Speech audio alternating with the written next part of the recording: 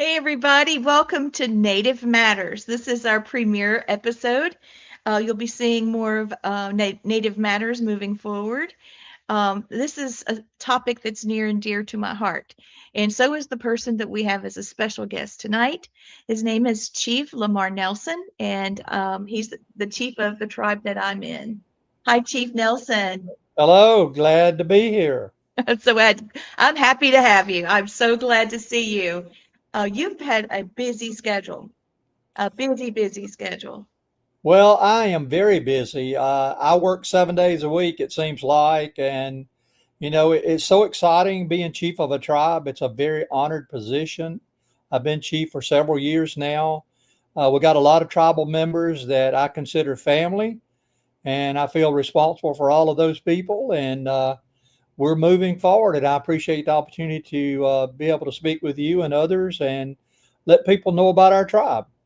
Yes, we've had some incredible things happen this year. Well, start off by telling everyone what you did today. Just as an Well, example. I attend a lot of meetings, and today I was at a South Carolina 250 meeting about the 250th year anniversary of the battle here. And with those people, I represent the Native American side. There was 17 of us there, and they look at all of these revolutionary generals and officers as heroes. Andrew Pickens, Elijah Clark, and so forth. And that's the part that they're celebrating. But 2 years ago, when they asked me to be on this committee and represent the Native American side, I've been able to provide them with information they wasn't aware of. And for instance, today, I provided them information that shown that all of these so-called officers that they think are heroes are not actually heroes. And if it's okay, I'm going to quote a couple of things here Please. that I was reading to them. For instance, Brigadier General Andrew Pickens and Elijah Clark, they went into the backcountry destroying several Indian towns and forced the Cherokee to sign a temporary peace treaty with them that was later ratified in Augusta, Georgia. But they were destroying their towns. These are two officers in the Revolutionary War that went into Cherokee towns along, the rivers over there where Lake Kiowee and Jocassee are, and they just destroyed them. They also said that we proceeded with almost 500 mounted men. 1/3 of them had swords, and they're attacking. You think about this, they're attacking a Cherokee village, and they go into the village and they said, we went through the woods unexplored by any of us. We are entirely avoided their spies and completely surprised one town and made prisoners of more than 50 women and children. And I think you think about a battle or a war, and you're making prisoners of women and children. Now, that is horrible that they would have done that. Brigadier General Andrew Pickens told the Cherokee that he would advance no further and he would release their prisoners if the Indians would release their prisoners. And he also said, we give you 2 days. If you do not comply, we will destroy as many of your towns, as much of your provisions as possible. So that's what they're telling those people. A couple of more comments. They got on October the 17th, they took 12 chiefs and 200 warriors that met Brigadier General Pickens to ratify a peace with them. And to do that, they had to surrender all their land between Chattahoochee and the Savannah River. So they were forcing them to give up their land. And I want to read this one last comment that I told those people today, just to show them that all of these revolutionary officers were not heroes. This was wrote by Lieutenant Francis Marion. Now, everybody knows who Francis Marion is. Swamp Fox. Right. So he wrote this. He said, "We proceeded by Colonel Grant's orders to burn the Indian cabins. Some of the men seemed to enjoy the cruel work, laughing heartily at the flames. But to me, it appeared shocking sight. Poor creatures," and he's calling the Native American people creatures. "Poor creatures, thought I, we surely need not grudge you so miserable habitations. But when we came according to orders, we cut down the fields of corn. I could scarcely refrain from tears. Who without grief could see the stately stalks with broad green leaves and tasseled shocks, the staff of life, sink under our swords with all their precious load, to wither and not untasted in the mounting fields." He also said, "I saw everywhere around the footsteps of the little Indian children, where they had lately played under the shade of their rustling corn. We are gone, thought, and they will return, and peeping through the weeds with tearful eyes, will mark the ghastly ruin where they had often played. Who did this? They will ask their mothers, and the reply will be, the white people did it, the Christians did it. Thus, for cursed Mormon's sake, the followers of Christ have sowed the selfish tares of hate in the bosoms of even pagan children." So that's things that is not told, and all of these stories that are told about the Revolutionary War and all these battles that they had and so forth. And I told them, uh, they claim, the Cherokee were all fighting with the British and so forth. I said, the Chickamauga, they fought everybody. They not only fought the British, but they fought the colonials. They hated everybody. They just wanted some of their land back. And I was telling these people that today, and the expressions on their faces was unbelievable. They were shocked because they don't hear this information. They only hear the good part. So that's what I did today. So you went and gave an adjustment. I absolutely did. You See, know, that's I just wanted them to hear another side of that story. And I told them, I said, let's look through the other window. Let's just not look through one. Let's look through the other one. I'm getting teared up about it. Yeah, it's really, when you read stuff like that, and that's just a sample. And when we hear things like that about celebrations and so forth, and I mean, it's happened in all wars. We know that. But I told them, I said, uh, the French and the English and the Spanish and the Portuguese all came here, and they were looking for religious freedom and for resources and so forth. The Vikings were here 1,000 years ago. The colonial people come here 500 years ago. When they got here, there were millions of Native American people here, millions. But the first thing they did when they got here was started taking resources. They took their land, their food, their people. They took it all away, from the people that lived here. And it's a shocking story that I will continue to tell, for many more years to come, I hope. Yes, we need it. We need it. We need to know the truth. Because the people that, the ones that win the war are the ones that tell the history. That's true. Absolutely. But, I do a lot of programs. I do a lot of public outreach and school programs and lectures and so forth. And actually, I got asked today, this is news to you, Lee. I got asked today to do a lecture for a week at Wofford College. Wow, that's So, amazing. it is. So sometime this spring, we got to come up with a date that will work for me. They actually wanted me to do it for 8 weeks, but I said, no, I don't have the time. Mm-mm. So I'm going to do it for a week at Wofford College in Spartanburg and lecture those Heck yeah. there. So that'll give me an opportunity to talk about Native American history and the archaeological work that I've done, trying to preserve our historical and prehistoric sites. So it'll be an amazing time for me. And what I really admire about you is not only are you modern, indigenous leadership, but you also have a passion for history, because there's a Absolutely. whole nother side of you that's a historian and an archaeologist. Absolutely. And I'm trying to preserve, doing archaeological work. I'm trying to preserve our history. There's so many sites today that's getting covered in concrete. They're covering our village sites. For instance, over at Lake Kiwi, Jocassee area, all of that was put underwater, and we got uh, Oh God. dozens of village sites that's 100 feet underwater. A lot of our graves are underwater, and we saw that when we did that Mile Creek ceremony over there, where I was there when I was a teenager at Fort Prince George, and they excavated some of the Revolutionary soldiers and some of the Cherokee people and left the rest of them. And I was there when they did that, and I went back as a teenager, and the water started creeping over the graves, and it gives me cold chills to think about it. And my ancestors are under 100 feet of water. And when we performed that ceremony at Mile Creek Park over there in Pickens, our son took a pontoon, and several of us went out onto the lake, and we went right over the top of where that village, that fort was at. And Jody had stopped up in the mountains and got some spring water from a site up there, and we took it and we poured that water, and we gave our ancestors a drink of their ancestral water while we were Oh, there. how beautiful. Yeah.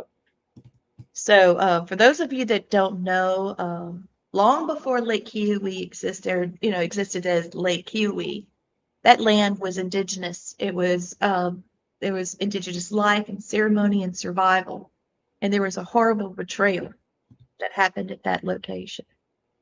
So, do you mind giving a brief about that? Well, there were many, many villages up and down those river systems over there in that area, in between the mountains at the lower foothills. And when the revolutionary people decided they wanted that land, the colonials had tried to expand west and going further and further west. And they saw that beautiful land and water and trees and everything that was in that area. Well, the Cherokee people, they had their villages there. And so, it wasn't a stopping point for colonials. They had their the soldiers. They went over there. They burned the crops of the Cherokee people. They stole the women. They made slaves out of the women and some of the men. They shipped some of the men down to the Caribbean. They paraded them around over in England like a fancy dog that was over there. And we lost all of our village sites. They took every one of our village sites, and they continued to sign treaties with the Cherokee people.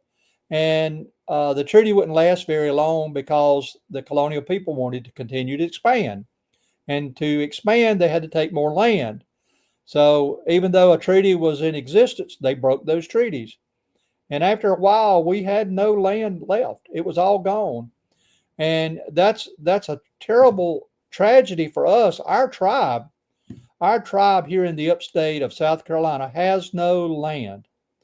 And all the land that the people walk on here in the upstate, you're walking on our ancestral lands. We want part of it back. And many states and cities across this North America have given land back to native tribes.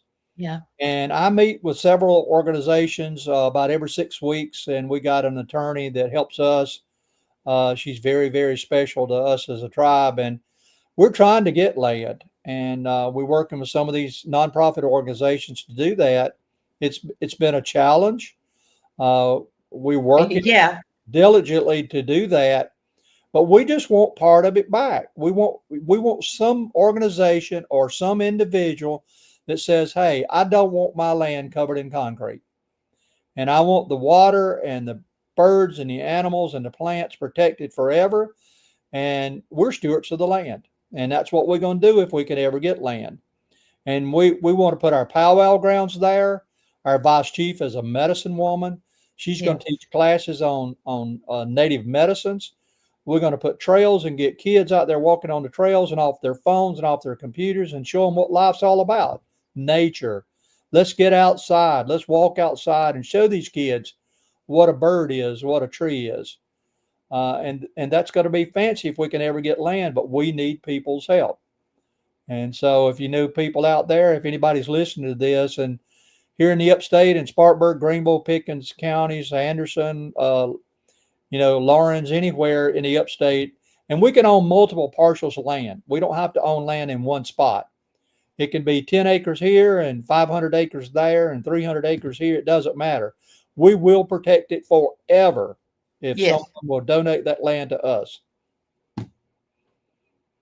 that's exactly right. The chat room is buzzing, buzzing, buzzing.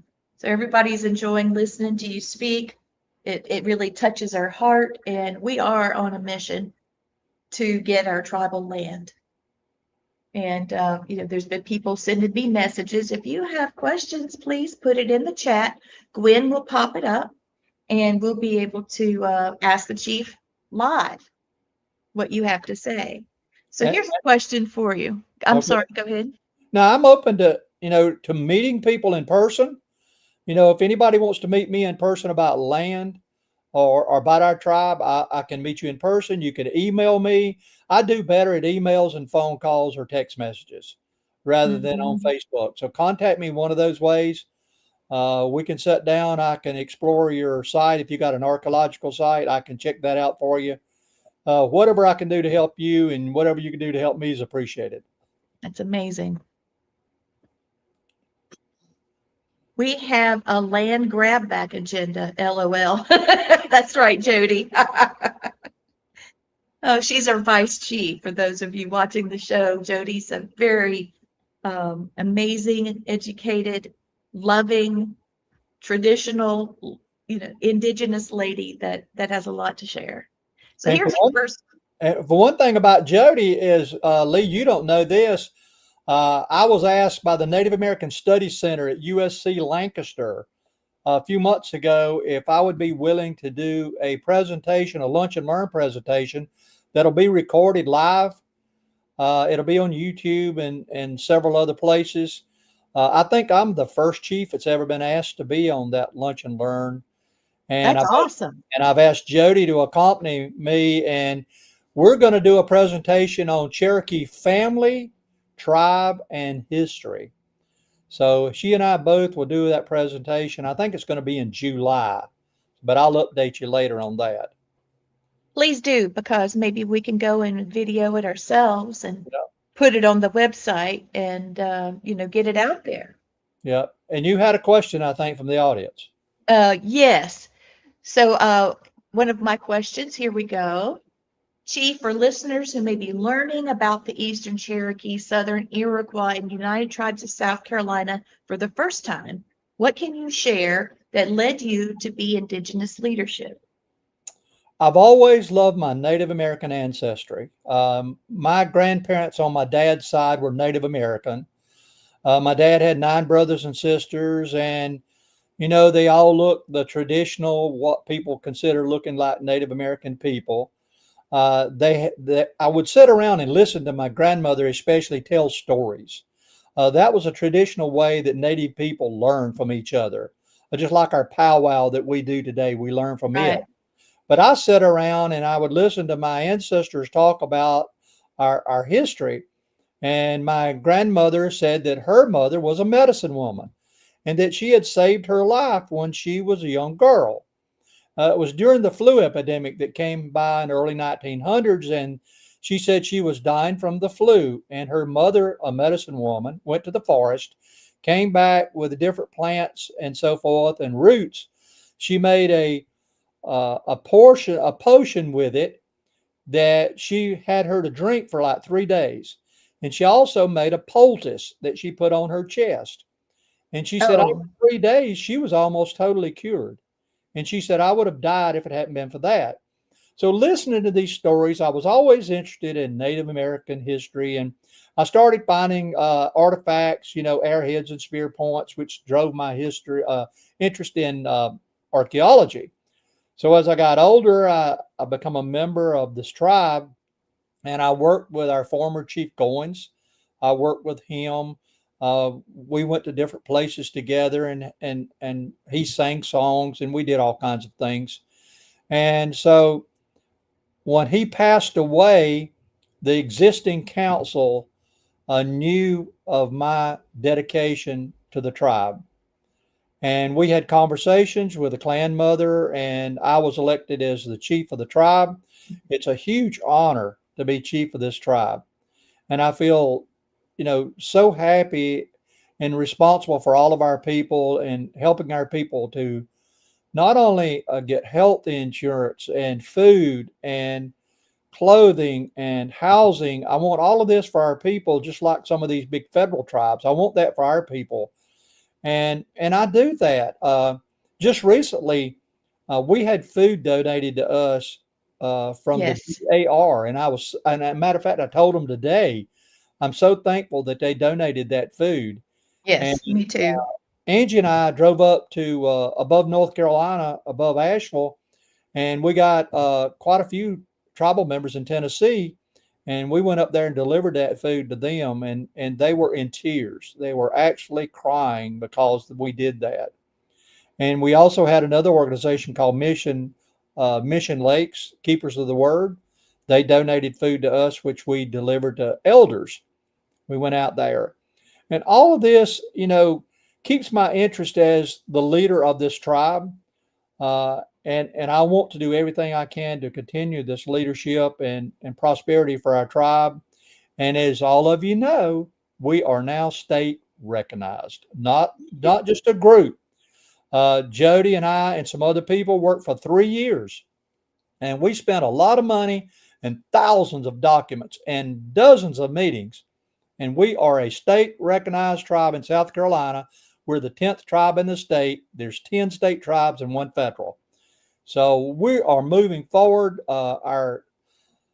We are increasing our membership. We're doing so good. So We're growing. We're really growing. One of our listeners, she ended up texting me.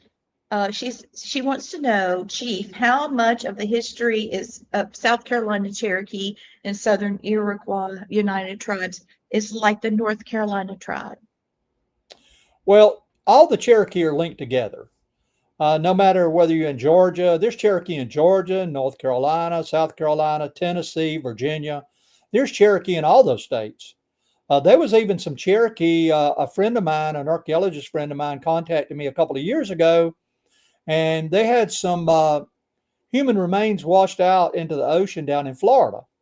He contacted me. He's an archaeologist down there. He's at the University of Florida, and he contacts me and said, "Do you know of any Cherokee that were down in Florida?" And I said, "Yes."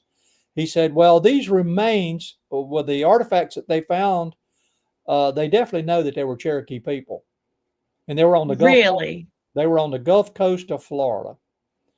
And so we don't know exactly how many was there, but they were Cherokee people. So these Cherokee people are everywhere, not just in South Carolina, not just in North Carolina, because everybody relate the Cherokee to the Eastern Band Cherokee in North Carolina. And there's a lot of those people up there. But there is Cherokee in South Carolina too, and that's what our tribe is. Right. I gotcha. All right. So here's my question next. And those of you, you can go to the chat live and Gwen will pop these questions up. You don't have to text me.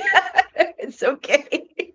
But I'm manning the phone. Gwen's got her phone. I can see her in the green room and she's going crazy looking at all that too and making sure things are getting up. This is a really big group and I'm so glad that you guys, we are still here. Hashtag we are still here. That's it for tonight. That's our hashtag. Let me And make that banner. and Lee, I also want people to know that, we as a tribe, we respect all the other tribes in South Carolina, and we care deeply about all the other tribes and the Native American people in South Carolina. So, we're happy to be a tribe here, but there's lots of other tribes in this state, and some of those people are in the same position we are. And so we want to help everybody.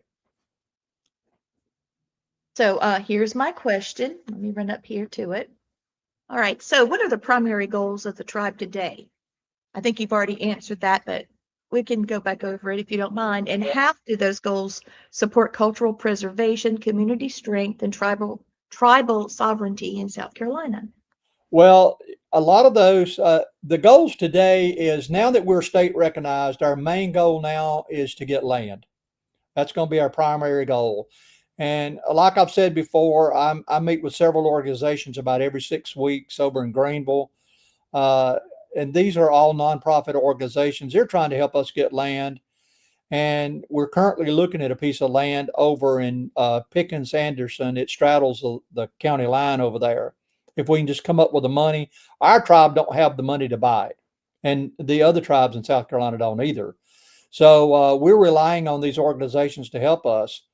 And culturally, you know, what we do culturally is our powwow is one of the main things that we do. We have that every year over right now. We have it at Haygood Mill in Pickens, and we do dancing and singing and drumming. We do all those things. We do storytelling. We have craft vendors there, so that's part of our culture.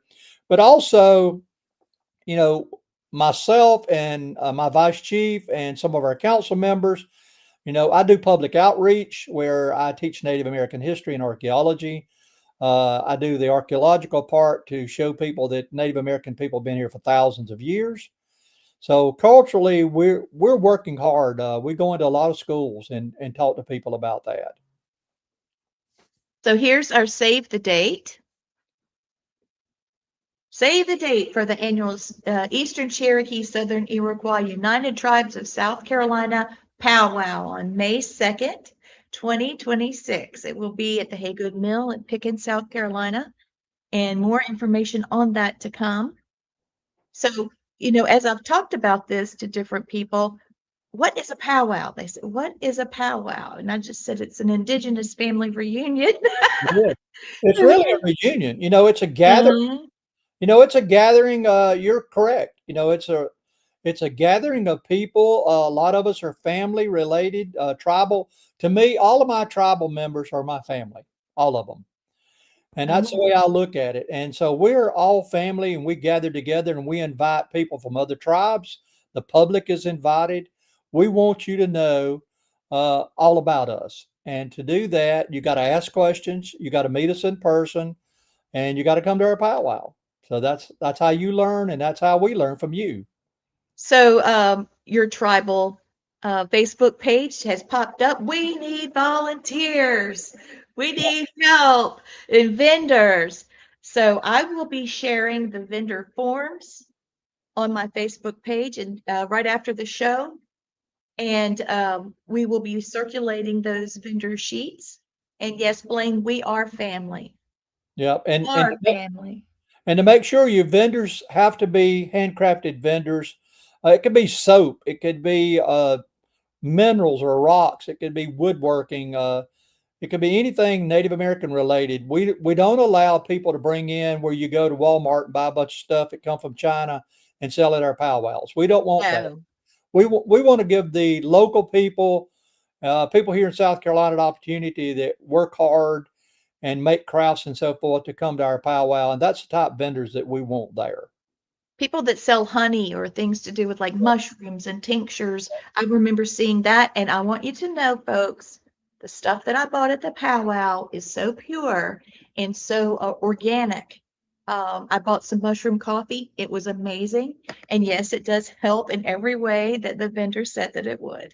Yes, Also, and you can also see Chief has a booth doing napping, making the arrowheads, and we have a sacred fire, and you'll hear the music, and hopefully Jody will lead singing again, and we will have dancing, where it's the veterans come in with the colors, the flags, and then we have family dancing, and then men, and then women, and fancy dance, you know, and social dance, all of those things. It is really majestic, all of the colors and all of the hand beating and craftsmanship that goes into these regalia.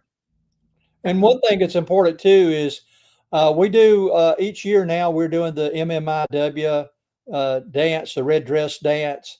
It what it does is it relates to people, the murdered and missing Indigenous women. And we had about 70 people in the ring. They were grandmothers and mothers and little girls, and they were representing all the Native people across North America. And so if you see these people in a red dress with a red handprint on their face, that's what they're doing. Let And me our pop up that. I'll pop it up. Just give me a second. And there you go. Oops. When I'm sorry. Go ahead. We're doing it at the same time. what you're looking at now is our tribe is sponsoring a MMIW Intertribal Powwow February the 22nd down in Lexington. We're sponsoring that powwow. Jody, our vice chief, and several of our council members and tribal members are heading that up.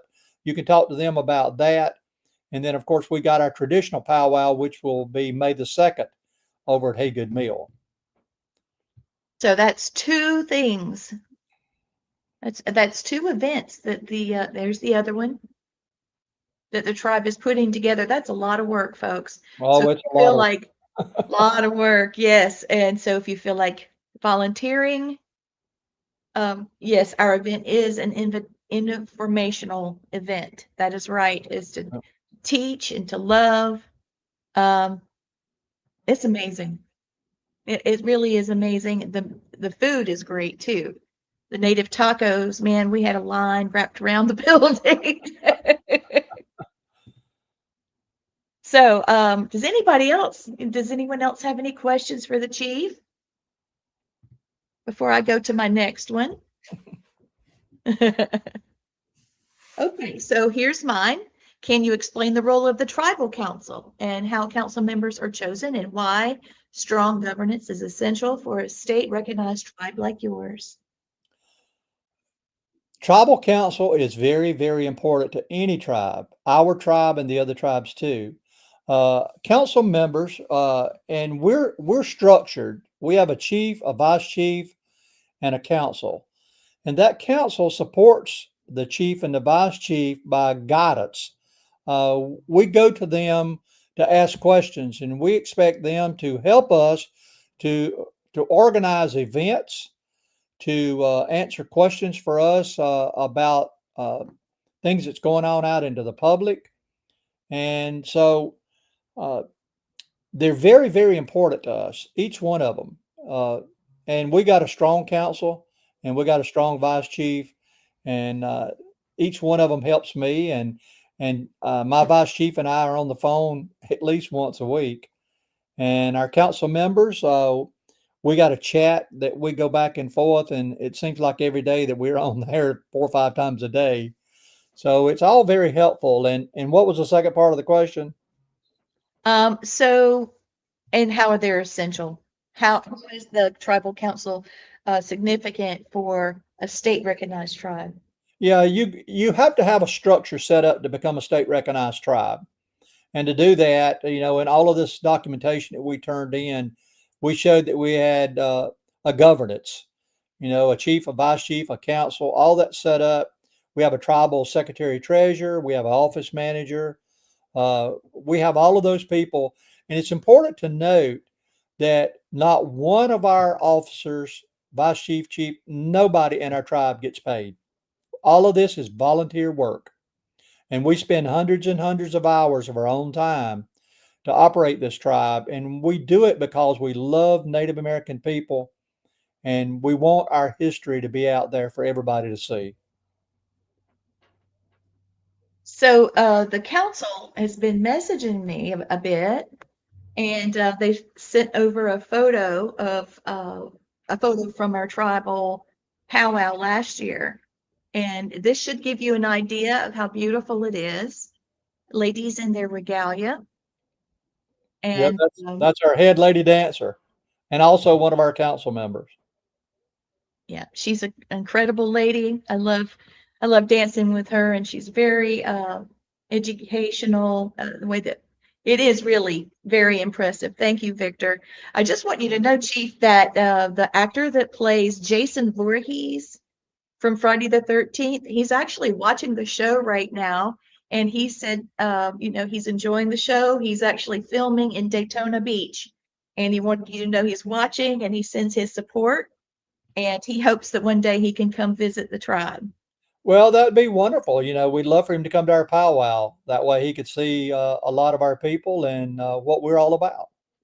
His name is James Stokes, and we've got several other people that film things, and they're just really enjoying this about the culture. Yeah, it's really impressive. Here's a question. Whoops, I hit the button, Gwen, and I messed it up. How far are we on getting federal recognition? Federal recognition is probably going to be out of the question for us. And the reason for that is there's only one federal tribe in South Carolina. I know of one other tribe that is trying to get federal recognition in South Carolina.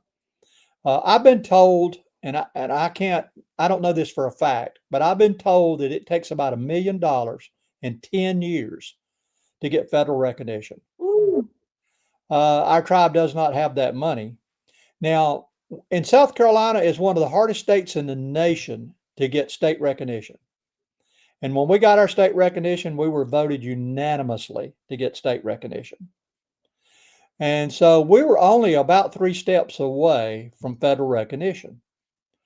But to do that, we would have to hire lawyers and have to have a whole lot of money and probably 10 years of time. And once you apply, if you ever turn down one time, you can never apply again. So that's the reason people work for years and years and years to make sure that they don't have one T that's not crossed or one I that's not dotted. Because if they apply and they get turned down, they can't do it again. So for us, it's probably not ever going to happen for us. I'm happy to be a state recognized tribe.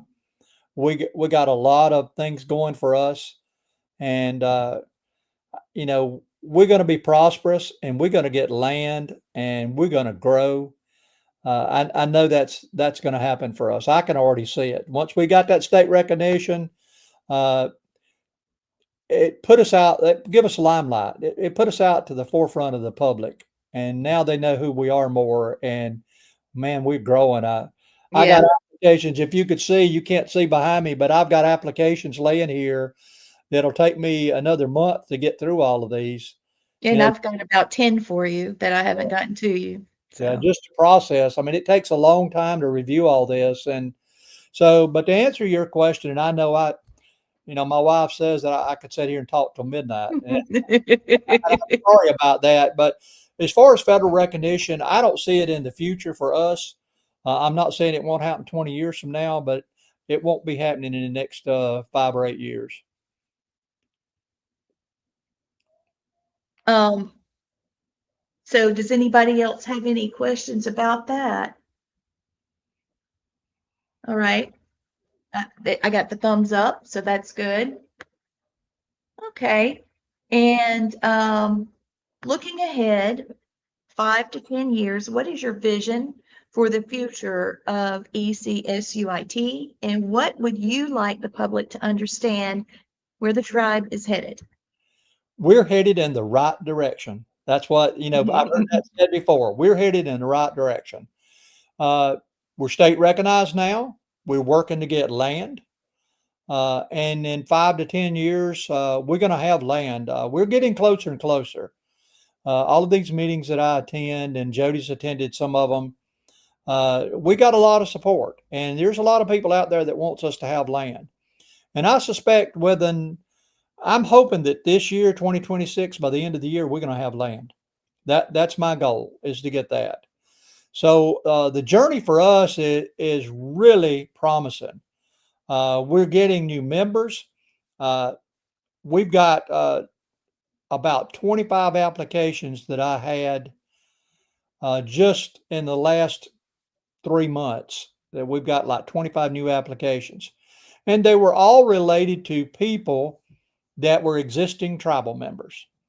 They were people that, like a father and a mother, or somebody, and now their children wants to become a tribal member, and that's okay. As long as they got the documentation, because I hold our applications pretty strict, and Yes, you do. you've got to have that documentation and fill out that genealogy line and directly relate yourself to a Native American some kind of way. But we're gonna be moving forward. I'm excited. I am really excited about our tribe. I've told Jody that. Jody and I, we laugh sometimes, and we see a lot of promising stuff coming for our future, and we're planning for the future. I'm 73 years old. Lord willing, I'll live to be 100. I don't know. That's up to him. But uh, I'm going to lead this tribe as long as I feel like I got the ability to do so. And we're planning for our future. We're planning for our next council members, our next chief, our next vice chief, our land, uh, our office. We talking now. We already planning ahead because I'm an envisionary. I look to Yes. the future. And I know that when we get land, we're already talking about what kind of office we're going to put there. We're going to put walking trails. We're going to have teaching areas that we bring children there. We're going to bring Boy Scouts and Girl Scouts. We're going to bring kids out of That's school. wonderful. We're Yeah. going to have tours there. We're going to be doing all these things, and so you gotta do that in advance. You can't wait till right to the very last minute to start making these plans. And we've already got them tied down. We know what we're going to do. Yep. So this one's going to be a fun one. So for listeners who want to respectfully support or learn more about the tribe, what are the best ways to get involved or stay connected? Ask questions. If you want to get involved, ask questions. You can, like I said, you can email me, you can phone call, you can text message me. That's better to me than doing Facebook. Come to our powwow. Uh, if you got an artifact collection that you need me to identify, I can do that. I don't want to travel all over the state, but I'll meet you somewhere or whatever. I can help you do that. Uh, if you feel like that you have Native American ancestry, you prove it. You know, I can't do your genealogy for you. I don't have the time. But if you want to be a member of our tribe, ask me. I'll send you an application. But you got to have that documentation. Make sure Yes. that you got that. Don't waste your time or don't waste my time. Have that documentation and get involved. We ask for volunteers at our powwow. Yep. You don't have to be Native American to volunteer. And once we get land, you think about this. Once we get land, whether it be 10 acres or 500 acres, we're going to need people to come there, bring your shovels and your rakes and your tractor, your chainsaws. We're going to need people to do that. Come and volunteer your time and help us. Uh, Maybe you want to help teach us a class. I've got friends that are flint knappers, and I used to do it quite a bit. But now, as chief, I don't have the time. But I got a lot of friends that do flint knapping and do pottery, reproduction Native American pottery. If you got those skills, come to our powwow. If you don't want to do that, when we get land, come there and help us teach classes. So that's how you That get would be involved. amazing. Yeah, and we're going to do that. Jody and I have already talked about this. Uh, I know I make atlatls. I can shoot the bow. I throw the atlatl. I do flint knapping. I got friends that do pottery. And we're going to have all these kids sitting there and we're going to teach them how to do this stuff. And it's going to be so much fun. So there's an email for the chief, lnelson952@yahoo.com. That came from the council, so I could get that up there. Yep. We need volunteers. We need volunteers. We need volunteers. We need vendors. We need sponsors. Um, and here's this other one. We are still here. Land back. Yeah. Hashtag land back. That's what we're going for. And I want to say this, if you want to help this tribe, there's multiple ways by volunteering, by doing these things, supporting us, asking questions of people about getting us land. You can do all that. But also, we're a 501c3. We're nonprofit. You can donate money to our tribe. Everybody wants you to donate money to them. But donating to a Native American tribe is really, really special to do that. Uh, we're a people. We don't have a tremendous amount of money, and we're trying to build our checking accounts up so that when we do get land, we can put an office there. We can buy wood materials and other types of things to do that. So donate money. It's tax deductible, whether it's $100 or $10,000. Donate money to our tribe and help us out any way that you possibly can. If you, I've met people before that had no children, no really ancestors they wanted to leave land back to or leave their house to. Contact us, put it in your will, donate to our tribe, and help us to grow. We want to grow so that we can help children and people in general. I do want people to know this man can grow the biggest vegetables that I have ever seen. He and him and his wife Angie, they had tomatoes that would cover a whole slice of bread. That I got some last summer, and that's the kind of thing that a tribe, they do. If you have a load of tomatoes and I've got a bunch of squash, we're going to swap it out. We're going to Absolutely. can for each other. If I've got something, you've got something. That's Absolutely. what a tribe does. We play towards everyone's strengths. And You know? what we're going to do, Lee, is this. Even though it's a modern thing, Angie, my wife, and we're experts at canning. I've been doing it my entire life. We can everything.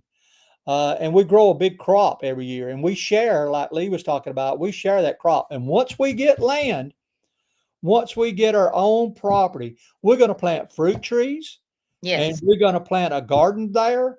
It's going to be our tribal garden, and we're going to take those vegetables and we're going to share it with the people that need it. The elders and the children, they come first to us. That's the Native American way. You always put your children and your elders first. That's And right. we're gonna grow these crops, and we're gonna have people come out and volunteer to help us pick beans and break beans and can beans and canned potatoes and all these things that we do. We make jellies and jams and all kinds of things that we can do, and we can teach it to you if we can just get land. We Y'all, we need land. We need land because we can make it come alive for the members, not just the members of our tribe, but the future of the youth of our tribe and the people around us. You And know? and, and Jody is mentioning too. I don't want to forget this. We want you to know about native medicines. I mentioned earlier that Yes. my great grandmother was a medicine woman, and she saved my grandmother's life.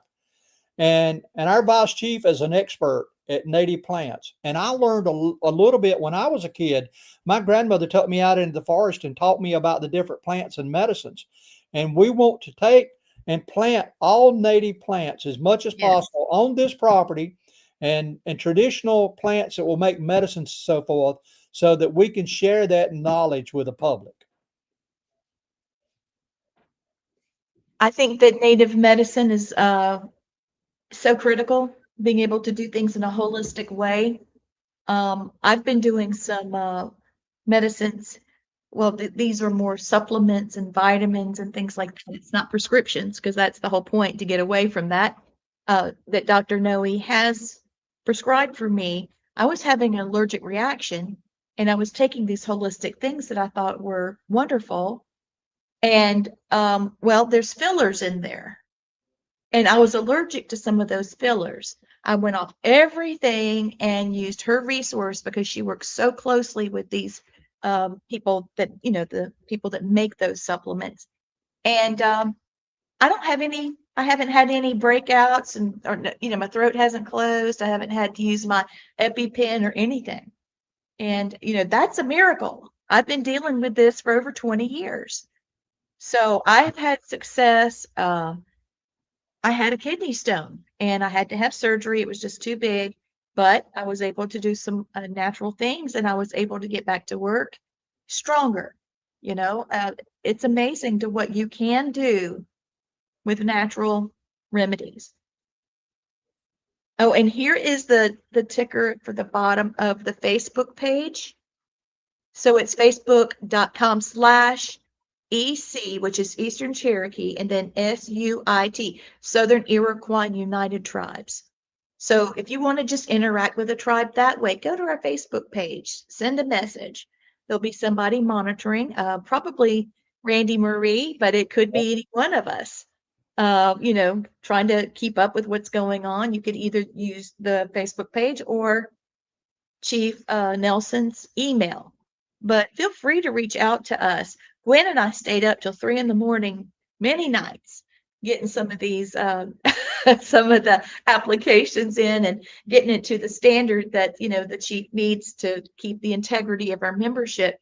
So we're here to help everybody. We're not here to take. We're here to educate, love, and give. And that I think is the original message. And I feel like that's one of the reasons why we've been so successful. What do Yeah, you think about that? and I want to say, Randy does a great job on her She's Facebook. amazing. She actually answers. She provides me with information that I've missed on Facebook, and she'll say, "Hey, Chief, you didn't see this. Here's a question for you," or she'll tell the people to email me rather than ask me a question on Facebook. And I wanted to say too that yesterday we were working on tribal letters, and we'll be mailing out Oh, here in the next couple of days over 200 tribal letters. Now, here's this question is always asked to me. We got probably by the end of the year, we're going to have around 500 tribal members by the end of the year because we're getting applications that are most of them are qualified. And so we're going to have that many, but we're going to mail out like probably 250 letters just in the next few days. And people will say, well, if you got 500 members, why are you mailing 250 letters? Okay, that's an easy question. Because they might be a family that has children that lives in the same household. And rather than sending 4 letters to the same household, we'll send 1 letter and put on the letter itself a person's name and family. And when we do that, that prevents duplication of those letters because we spend a lot of money. People don't realize it takes a lot of money to run a tribe. yeah. And so, through printing and we bought a card machine. We provide everybody with a card, and that cost us $3,000. We bought a canopy, was $3,000. We bought a sign to replace our sign to give us to one by the state was really over $3,000 with the installation. So we're spending a lot of money. And so to get that, we depend on the public for either grants. And if you know anybody that wants to give us money through a grant, please do so. Or if you want to make donations, please do that. And that helps us to continue running this tribe. We can't do it without the public's help. Wow, that was very well said. We cannot do it without people supporting. And I just feel like this is such a worthy cause. We're trying to, honor history and take it into the future. So I'm trying to get this other picture. Oh, I see Dr. Noe has replied. Hold on, I'm coming. Trying to get that picture loaded. It wouldn't go. We accept Vanguard grants. Yes, thank you. Vanguard grants. I'd love for you to talk more about that, Vice Chief, whenever you come on the show. Trying to get this. No, it's not going to load. I'll get it before we get off here. You watch. I'll get it. One thing that I want, there's a lot of public listening to this conversation. I'm asking you to acknowledge us through letters of acknowledgement, whether no matter what county you live in, do a proclamation. If you know your council members in the county or the city that you live in, ask them. Say, do a proclamation and acknowledge our tribe that's here in the upstate, because all the upstates are ancestral lands. And so have them acknowledge us by providing us with a letter, signing that letter, acknowledging that we're here and that you're on our ancestral lands. It belongs to us. We occupied it at one time, and every footstep that you take, all the public that's listening to this, every footstep you take, you're walking on land that belonged to our ancestors in the upstate. That's the Every piece truth. of it. And that's the truth. It is absolutely the truth. And giving it back would mean a wrong had been reconciled. And being able to give back to the ancestors of the people that were the ones that were stolen from, that would be a beautiful way to honor their memory and to make things right. It'll Eh, definitely be giving to our tribe. It definitely give to our children and our descendants. Right.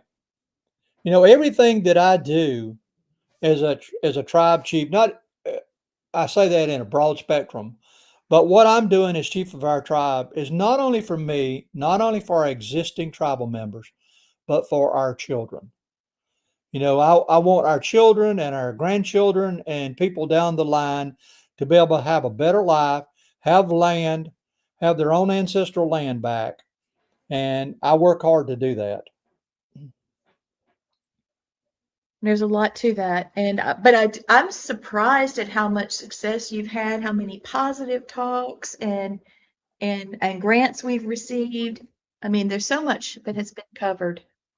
How amazing. We're hearing what we need to hear. We just need to keep going. We're going the right direction. We're gonna get it. We're gonna Oh get it. yeah.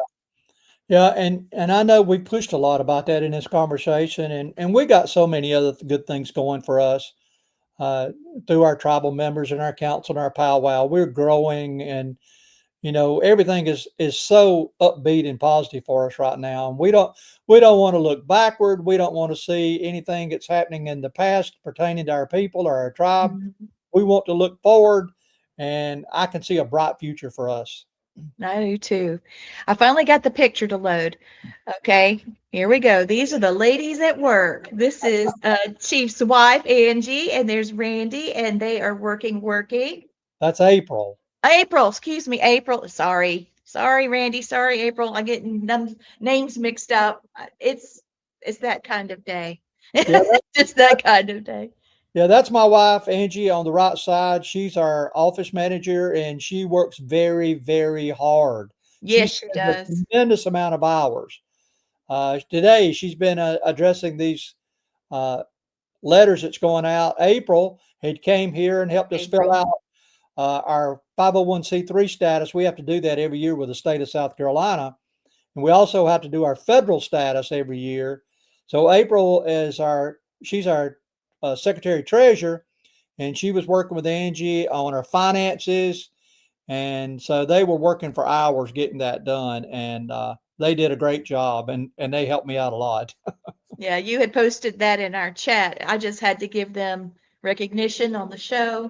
I'm going to throw these back up, Gwen. Okay.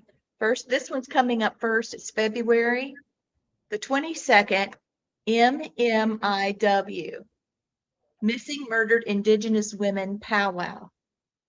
And we'll cover more about NMIW, what's happened, how many victims, what's going on. We've covered it before, but that's what this show is about. We're going to talk about these kinds of matters. And when you hear the whole story and the numbers, and we even profiled who the killer or killers may be in another podcast. But here's the other one. This is the big, big show. Save the date for the annual Eastern Cherokee Southern Iroquois United Tribes of South Carolina powwow, May 2nd. Yes, we are so grateful to have April and Angie. That was a great post that popped up there. Things to remember. So, yeah, you've got so many people responding. Do you have anything else you'd like to cover, Chief? Well, I appreciate the opportunity to sit on this broadcast and to put out the word of who we are, uh, what all about us, what we are, what we do, what we're trying to accomplish, and what our future is. And so I'm thankful to everybody. I'm thankful to the public and all of our tribal members and our council members and our vice chief. I feel so positive today. Our spirits have been lifted by getting the state recognition, and we see a bright future for all of us. And you want to contact me, please do so. If I can help you in any kind of way, you've got my contact information. Give me a call, email me, text message me. If I don't answer you right quick, it's because I'm in a meeting somewhere or traveling. And if I don't get back with you within a day, contact me again, and Yeah. we'll sit down and talk. Whatever I can do to help you, I will do it. And he means that because he's helped me and he's helped so many of our tribal members. So as we have the last 2 minutes of the show, I'm going to just do, with your permission, Chief, I'd like to do a small little blessing, Native American blessing. Yeah. I usually end shows with those. So here it is. May the ancestors walk beside you. May the earth steady your steps. May the wind carry your prayers, and may your path always be guided by truth, honor, and balance. Thank you for listening to Native Matters.